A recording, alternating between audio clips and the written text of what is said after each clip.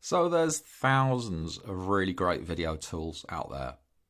I've got subscriptions to several of them that do very specific jobs, including Loom that I'm recording this on. And when I introduce Teams to employee-generated video, especially within the context of learning, I use this slide just to help people understand the differences between different ways of recording. And I break it down into these three categories: manual recording, general video apps, and storytelling apps. Now, manual recording is just basically sending someone a link or asking them to record a short video on their phone about a learning experience, maybe how they're transferring what they've learned into the workplace, or reflecting on what they've learned to help share and amplify that experience to a cohort. Now, the problem with manual recording, as some of you have probably already seen, is that it's very open-ended. So without an interviewer guiding people through that reflective storytelling process, you put a lot of cognitive load on the storyteller to do a bunch of stuff. So not just the technical side of things, but also the way that they're sharing, what they're talking about.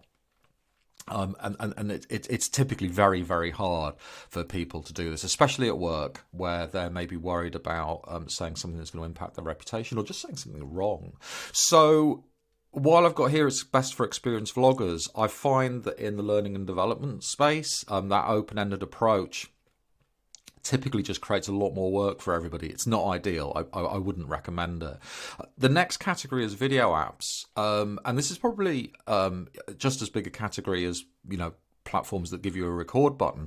And what they do is some of them give you the opportunity to provide a little bit of guidance as to what the video is going to be about. It's still focusing on video, but they give you a little bit of support as to what to say. And a good example of this, and you see hundreds of these around TikTok and on LinkedIn, are the day in the life stories. And whilst they give a really good sense of human connection and an idea of what it feels like to work somewhere, they don't really necessarily go into the details. So it would be like, here's me getting up in the morning, eating my breakfast, having a free cup of coffee at work. This is my lunch, all the lovely things I'm eating. Now I'm meeting colleagues for drinks after work, watching a movie, going to bed, starting all over again. Nice human story, but doesn't really get into the details that learning and development teams need for employees creating something that is not only going to share their knowledge or experience, but attach it to a business goal or a learning objective. So it becomes a learning experience in itself. And this is where the third category, storytelling apps, come in. And what these do is they lean away from the video recording and they lean into the storytelling, the knowledge sharing, really getting into the weeds of somebody's experience and attaching that to that business goal, the learning objective, whatever it may be.